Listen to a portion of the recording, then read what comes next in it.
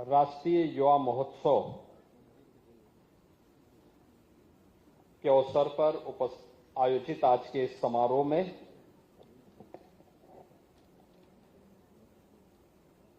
प्रदेश सरकार में मंत्रिमंडल के मेरे वरिष्ठ सहयोगी, उप मुख्यमंत्री श्री ब्रजेश पाठक जी, प्रदेश के खेल और युवा कल्याण विभाग के मंत्री श्री गिरीश चंद्र यादव जी, लखनऊ की महापौर श्रीमती सुषमा खडकवाल जी, माननीय विधायक डॉक्टर नीरज बोरा जी, ओपी श्रीवास्तव जी, खेल और युवा कल्याण विभाग के सचिव श्री सुहास एलवाई जी, आज के इस युवा महोत्सव कार्यक्रम और राज्य स्तरीय विवेकानंद यूथ अवार्ड कार्यक्रम में उपस्थित प्रदेश भर से आए हुए हमारे सभी युवक मंगल दल, महिला मंगल दल और अन्य विभिन्न सामाजिक संगठनों के हमारे युवा साथियों, बहन और भाइयों,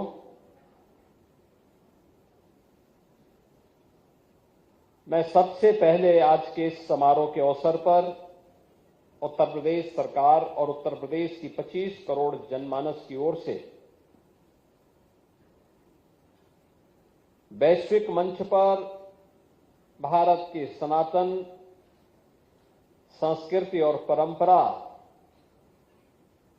को मजबूती के साथ रखने वाले भारत के उस युवा सन्यासी को, जिन्होंने वैश्विक मंच पर भारत और भारतीयता को एक नई पहचान दिलाई थी, स्वामी विवेकानंद जी की स्मृति को कोटि कोटि नमन करते हुए आप सभी युवाओं का आज के इस युवा दिवस के अवसर पर मैं हृदय से अभिनंदन करता हूं, आप सबका स्वागत करता हूं। हर व्यक्ति जानता है कि स्वामी विवेकानंद जी ने दुनिया की सबसे प्राचीनतम संस्कृति में से एक भारत की सनातन संस्कृति को, उसकी आध्यात्मिक चेतना को और वैश्विक मंच पर अपनी बौद्धिक प्रतिभा से परिचित कराने में एक बड़ी भूमिका का निर्वहन किया था। यही कारण है कि उनकी जयंती के कार्यक्रम को पूरा देश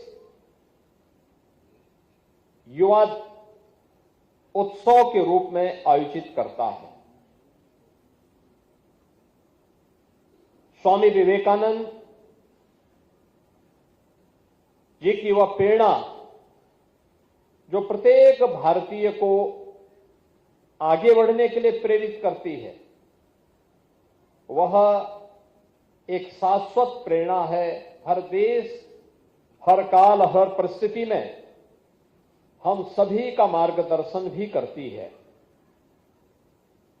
एक ओर जहां हम लोग स्वामी विवेकानंद जी का स्मरण कर रहे हैं, वहीं दूसरी ओर आज जीजाबाई मां साहिब की भी पावन जयंती है। जीजाबाई मां साहिब ये छत्रपति शिवाजी महाराज जिनके संस्कारों से पले बढ़े और जिनके सानिध्य में, जिनके मार्गदर्शन में उन्होंने हिंदवी साम्राज्य की स्थापना उस कालखंड में की थी, ऐसे राष्ट्र नायक को गढ़ने वाली, ऐसे राष्ट्र नायकों को आगे बढ़ाने वाली जीजाबाई मां साहिब की भी पावन जयंती पर मैं उनकी स्मृति को कोटि कोटि नमन करता हूं। युवा साथियों, जब हम स्वामी विवेकानंद की बात करते हैं तो स्वामी विवेकानंद उस भारत का प्रतिनिधित्व करते थे जो भारत उस समय अपनी सुप्त चेतना के कारण आत्मबोध लगभग खो सा चुका था। गुलामी क्या होती है यह दंश अगर देखना हो तो आत्मबोध खो चुका उस समय के उस भारत के बारे में हम जान सकते हैं कि जब मुट्ठी भर विदेशी आक्रांता आकर के भारत को गुलाम बनाने में सफल हो गए। भारत चंद लोगों के द्वारा लूटा जा रहा था। यहां की सभ्यता, यहां की संस्कृति, यहां की परंपरा को अपमानित किया जा रहा था। उस कालखंड में सुप्त चेतना को जागरूक करने के लिए, भारत को भारतीयता के आत्मबोध से जागरूक करने के लिए जिस युवा सन्यासी ने उस कालखंड में एक महती भूमिका का निर्वहन किया था, वह नाम है स्वामी विवेकानंद का। स्वामी विवेकानंद की पूरी यात्रा के बारे में जब हम लोग अवलोकन करते हैं, उनका बचपन का नाम नरेंद्र था। नरेंद्र से स्वामी विवेकानंद की ये यात्रा एक साधक से एक युग परिवर्तक की यात्रा है। यानी अगर हमारे मन में बदलाव की इच्छा शक्ति हो, सत्संकल्प हो, तो हम उस बदलाव के वाहक बन सकते हैं। लीक से हट करके चलने की वह प्रेरणा हम सबको आगे बढ़ा सकती है। और उन्होंने अपने जीवन का मंत्र भी बनाया था, भारत के कठोपनिषद के उस मंत्र को, जिस मंत्र ने कहा था उत्तिष्ठ जागृत प्राप्य वरानि बोधत, यानी उठो, जागो और लक्ष्य की प्राप्ति तक मत रुको। यानी हर भारतीय के लिए और खास तौर पर युवाओं के लिए यह मंत्र एक नई प्रेरणा बनी थी। उनका स्पष्ट संदेश था, लक्ष्य पर एकाग्रता, संकल्प पर दृढ़ता और कर्म में निरंतरता। यह जब तक नहीं होगी तब तक सफलता प्राप्त नहीं हो सकती। सफलता प्राप्त होने के लिए ये तीनों आवश्यक हैं कि लक्ष्य के प्रति हमारी एकाग्रता हो, संकल्प में उतनी ही दृढ़ता हो और कर्म में हमारी निरंतरता भी होनी चाहिए। अक्सर होता है कि मंजिल नजदीक आने पर व्यक्ति या तो लापरवाही करता है, आलस करता है, या फिर ये छोड़ लेता है कि अरे भाई मैं तो नहीं सफल हो पाऊंगा। लेकिन जब उसके मन में तीनों भाव रहते हैं तो उसको सफलता से दुनिया की कोई ताकत रोक नहीं सकती है। और ये स्वामी विवेकानंद की यही प्रेरणा रही है। गुलामी के कालखंड में जब भारत अपने उस आत्मबोध से विमुख हो चुका था, विस्मृति के उस कालखंड में जी रहा था, तब शिकागो की उस धर्म सभा में स्वामी विवेकानंद ने घोषित किया था कि मैं भारत की उस परंपरा से आया हूं जिसने सदैव मानव कल्याण का मार्ग दिखाया है। यानी हमने किसी का छीना नहीं, हमने किसी को जबरन गुलाम नहीं बनाया।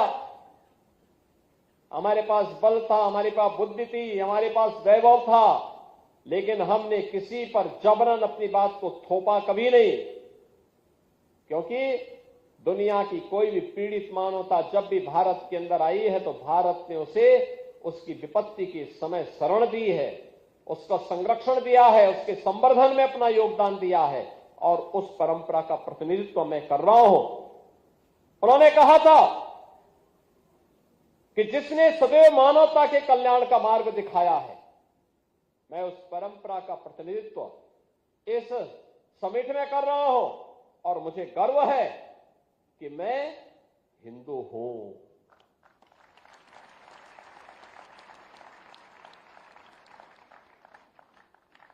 यानी मैं इसलिए कर पाया हूं क्योंकि मैं हिंदू हूं और इसलिए भारत ये कर पाया है क्योंकि भारत में हर हिंदू का ये संस्कार होता है कि वह इसको अपने जीवन का मंत्र बनाए। यह राष्ट्र को ऊर्जा से भर देने वाला स्वामी विवेकानंद का एक उद्घोष या एक सिंह नाद की तरह ही गर्जना थी। उनका अटल विश्वास था भारत अपने आत्मगौरव, युवा शक्ति और आध्यात्मिक चेतना के बल पर एक दिन फिर से विश्व गुरु के रूप में अपने आप को स्थापित करेगा। जो स्वामी जी का दृढ़ विश्वास था, आज बहनों और भाइयों हम सब उसको अपनी आंखों से मूर्त रूप लेते हुए देख रहे हैं। याद करिए ना, ये देश जब आजाद हुआ था 1947 में, उस समय देश की आजादी के साथ ही एक दिन पहले देश का दर्दनाक विभाजन और उसके विभाजन के फलस्वरूप लाखों की संख्या में कत्लेआम ये हर भारतीय को आहत कर रहा था। देश आजाद हो रहा है, इसका जश्न हर भारतीय नहीं मना पाया था। लेकिन देश जब अपनी आजादी के 75 वर्ष पूरा कर रहा था, तब प्रधानमंत्री मोदी जी के विजनरी नेतृत्व में भारत, हर भारतीय अपने आजादी के अमृत महोत्सव के साथ जुड़ रहा था। और जुड़ाव उसका आत्मिक भी था, वह अंतःकरण से भी था और उसने प्रत्यक्ष उस समारोह में सहभागी बनकर के, जो समारोह में भाग नहीं ले सकता था, उसने हर घर तिरंगा के माध्यम से उस आयोजन का हिस्सा बनकर के इस आयोजन में वह आगे बढ़ा था। और आज हम कह सकते हैं कि प्रधानमंत्री मोदी जी ने हर भारतीयों को उस समय एक विजन दिया था, 2022 में एक विजन दिया था विकसित भारत का। यह देश जब अपनी आजादी का शताब्दी महोत्सव मना रहा होगा, यानी 100 वर्ष जब आजादी के पूरे हो रहे होंगे, तब हमें कैसा भारत चाहिए? ये भारत वही, याद करिए ना, 11 वर्ष में प्रयास हुआ तो भारत दुनिया की चौथी बड़ी अर्थव्यवस्था बन गया। जिस भारत की कोई सुनता नहीं था, आज भारत के बगैर दुनिया का काम चलेगा नहीं। ये है हमारी नई ताकत, यही है भारत की सामर्थ्य। अब जब मोदी जी बोलते हैं तो दुनिया सुनती है, दुनिया उसका अनुसरण करती है। आपने देखा होगा अभी दुनिया के अंदर जो उथल पुथल मची हुई है, इसमें से हर देश की ओर से आवाज आ रही है कि मोदी जी आप कुछ करिए, मोदी जी आप कुछ करिए। ये भारत की सामर्थ्य के प्रति दुनिया का विश्वास है और उस विश्वास के प्रतीक आप सब हैं। भारत का ये युवा शक्ति है और इसीलिए इस युवा शक्ति से हम सबको विकसित भारत 2047 के लिए, यानी 2047 के इस अभियान के साथ जुड़ने का हमारा एक नया आह्वान होगा। आज मुझे प्रसन्नता है कि यहां पर मैं देख रहा था कि इस अवसर पर युवक मंगल दल और महिला मंगल दल को, जिन्होंने अपने अपने क्षेत्र में अच्छा कार्य किया, राज्य स्तरीय स्वामी विवेकानंद यूथ पुरस्कार भी से भी सम्मान यहां पे सम्मानित किया गया।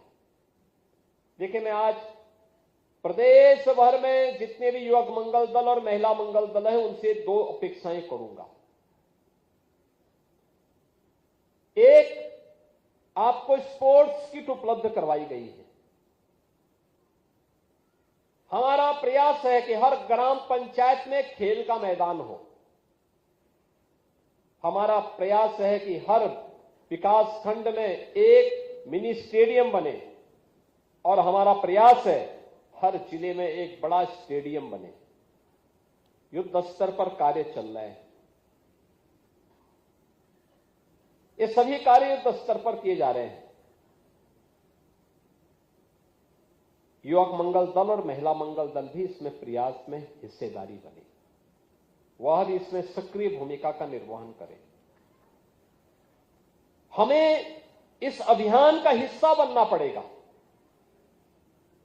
युवक मंगल दल को चाहिए कि जो स्पोर्ट्स किट मिली हुई है, वो स्पोर्ट्स किट से केवल उसके सदस्य ही नहीं बल्कि पूरी ग्राम पंचायत उस खेल का हिस्सा बने। ग्राम पंचायत स्तर पर खेल कूद, न्याय पंचायत स्तर पर प्रतिस्पर्धा, एक टीम आप अपनी गांव की बनाइए, अलग अलग गांवों की टीमें फिर न्याय पंचायत स्तर पर और फिर ब्लॉक स्तर पर प्रतिस्पर्धा का हिस्सा बने, फिर जनपद स्तर की प्रतिस्पर्धा का हिस्सा बने, फिर कमिश्नरी स्तर की प्रतिस्पर्धा का हिस्सा बने और अंत में प्रदेश स्तर की प्रतिस्पर्धा का हिस्सा बनेंगे। अच्छी टीमें हमारी खड़ी होंगी, हर स्तर की टीम, मनोरंजन भी होगा और नए युवाओं को आगे बढ़ने का एक प्लेटफॉर्म भी प्राप्त होगा। प्रधानमंत्री जी का जो विजन है और जिसके बारे में बार बार प्रधानमंत्री जी कहते हैं कि खेलोगे तो खिलोगे, उसके लिए उन्होंने खेल कूद की प्रतिस्पर्धा को आगे बढ़ाने के लिए प्रेरित किया है। खेलो इंडिया खेलों के माध्यम से, फिट इंडिया मूवमेंट के माध्यम से, सांसद खेलकूद प्रतियोगिता के माध्यम से, राज्य सरकार के द्वारा भी ग्रामीण लीग और विधायक खेलकूद प्रतियोगिताएं प्रारंभ की गई हैं। हर स्तर के लोग कर सकते हैं, अलग अलग प्रतियोगिताओं का आयोजन कर सकते हैं। उस आयोजन के साथ हमें आगे बढ़ना होगा। एक,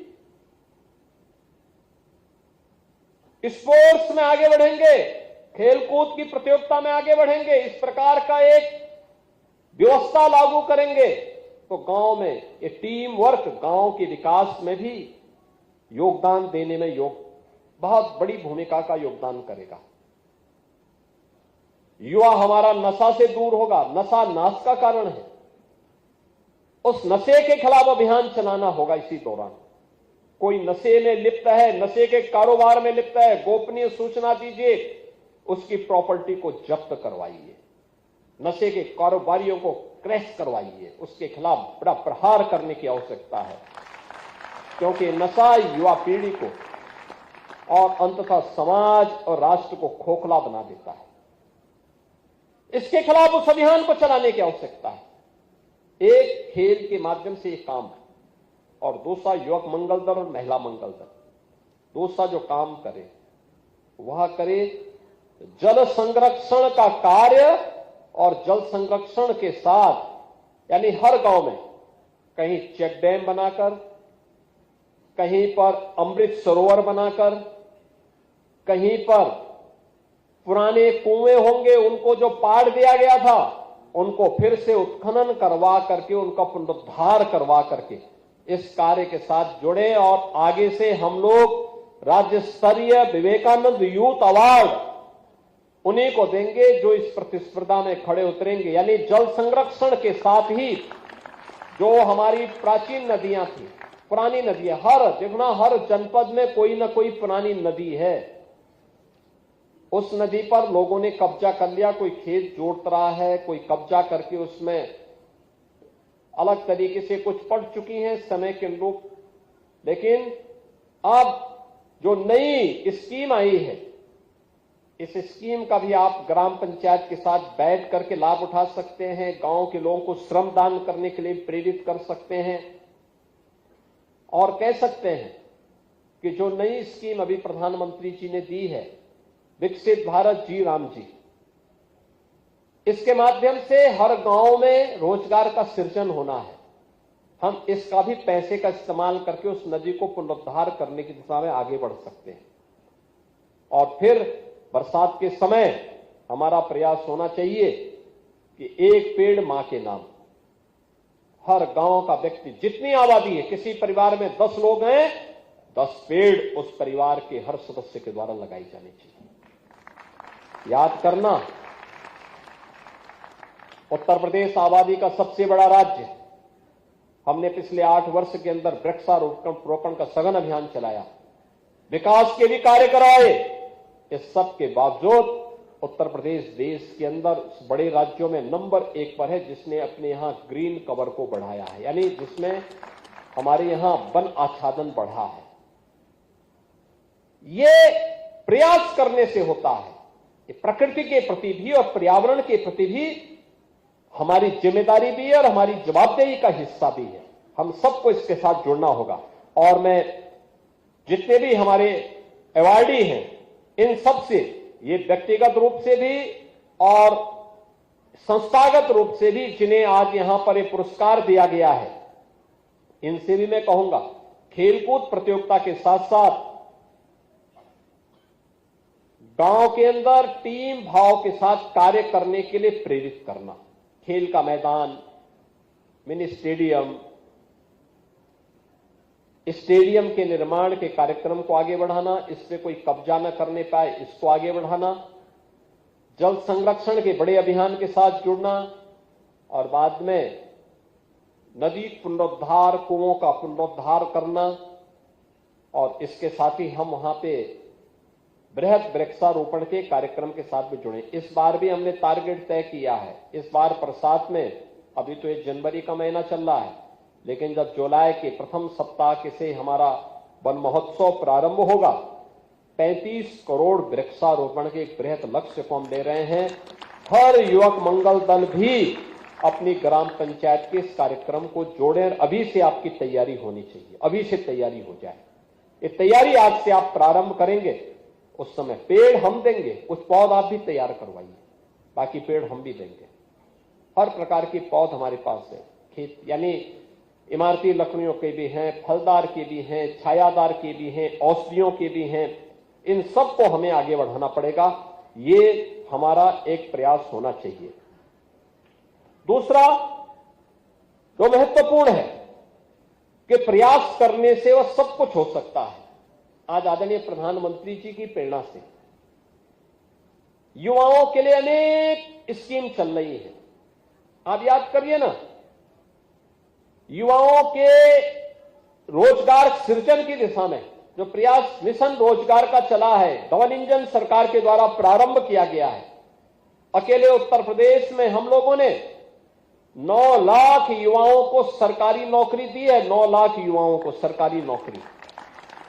याद करिए, अब इसमें कोई सिफारिश नहीं चलती है, कोई पैसे का लेन देन नहीं होता है, और महाभारत के रिश्ते वसूली करने के लिए भी नहीं निकल सकते। निकलेंगे तो जेल जरूर जाएंगे। युवाओं के साथ अब कोई खिलवाड़ नहीं कर सकता। दूसरा, हम लोगों ने यह भी सुनिश्चित किया है कि प्रदेश के अंदर कानून व्यवस्था का बेहतर माहौल बना करके प्रदेश के युवाओं को, सबसे अधिक युवा देश का यूपी में स्केल था, उसकी स्किलिंग में उसको बदलना और स्किलिंग को फिर स्पीड के साथ जोड़ देना। जहां का है वहीं उसको रोजगार मिल सके, नौकरी मिल सके, उद्योग लगे हैं। याद करिए, 15 लाख करोड़ रुपए के निवेश के प्रस्ताव तक जमीनी धरातल पर उतारे गए हैं। वन डिस्ट्रिक्ट वन प्रोडक्ट के माध्यम से परंपरागत उद्यम को प्रोत्साहित किया गया है और इन दोनों को मिलाकर के 2 करोड़ से अधिक युवाओं को इनके माध्यम से प्रदेश के अंदर ही रोजगार और नौकरी की गारंटी भी मिली है। ये प्रयास से होता है और उस प्रयास का ही हिस्सा है कि जिसको लागू किया गया हुआ तो है ही, साथ साथ हमने स्वतः रोजगार के लिए भी अनेक स्कीम चलाई है। याद करिए, पीएम साहब ने पीएम स्टार्टअप और पीएम स्टैंडअप की स्कीम लागू की थी। अनेक योजनाएं लागू हुई। उत्तर प्रदेश के अंदर हम लोगों ने अपने युवाओं के लिए 2 करोड़ युवाओं को डिजिटली सक्षम बनाने के लिए स्मार्टफोन और टैबलेट वितरण की कार्रवाई युद्ध स्तर पर चल रही है। अब तक 50 लाख युवाओं को उससे जोड़ा जा चुका है। युद्ध स्तर पर इसको आगे बढ़ाया जा रहा है। लेकिन अभी सीएम युवा स्कीम के माध्यम से पहले चरण में 5 लाख रुपए, फिर इसके उपरांत हम लोगों ने अन्य स्कीम के माध्यम से गारंटी मुक्त और ब्याज मुक्त ऋण की व्यवस्था युवाओं को स्वतः रोजगार के साथ अपना कारोबार आगे बढ़ाने के लिए प्रारंभ किया है। अब तक उत्तर प्रदेश के अंदर 1 लाख से अधिक युवा इस योजना का लाभ ले चुके हैं। 1 लाख से अधिक युवा। हम भी उसका हिस्सा बन सकते हैं और हम लोगों ने आज की नई तकनीक के साथ जोड़ने के लिए artificial intelligence, machine learning, robotic, drone technology, इन सभी के साथ युवा भी जानकारी ले सके और इसका उपयोग अधिक से अधिक मात्रा में करके रोजगार का सृजन कर सके। इसके लिए हम लोगों ने टाटा टेक्नोलॉजीज के साथ में, सैमसंग के साथ में, अन्य तमाम उसके साथ में हम लोगों ने अपने साझेदारी करते हुए उस प्रकार के सेंटर भी यूपी के अंदर विकसित किए हैं। और आज उसका परिणाम है कि उत्तर प्रदेश तेजी के साथ आज देश के अंदर सबसे बड़ी आबादी का राज्य होते हुए भी बेरोजगारी की दर सबसे कम यूपी के अंदर। तेजी के साथ हमने अपने युवाओं को काम देना प्रारंभ किया और टेक्नोलॉजी में उसको सक्षम बनाया तो परिणाम क्या है? देश का 55% मोबाइल मैन्युफैक्चरिंग यूपी के अंदर हो रहा है।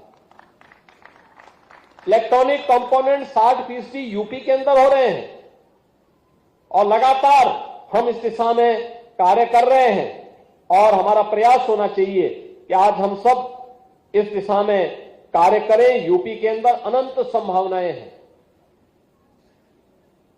अनंत संभावनाएं हैं। ये केवल इन्वेस्टमेंट के माध्यम से ही एम्प्लॉयमेंट जनरेट नहीं हो रहे हैं, टूरिज्म भी एक माध्यम है।